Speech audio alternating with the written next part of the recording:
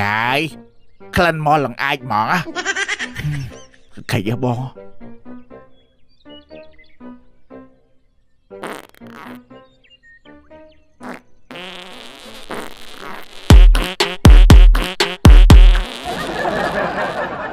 ដល់កនេះទើអត់បានមកសពទៅបោះគូខ្ញុំគេតែប៉ះដល់តលេចថោក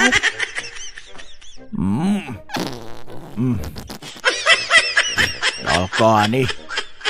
ផោស្អាតយាយចឹងបត់នឹងចំណងជើងបត់អីអូឆ្លងឆ្នាំឆ្លងអេតអូយប្រាបត់អីក៏សាហាវម៉ែអ្នកនិពន្ធគាត់និពន្ធមកចឹង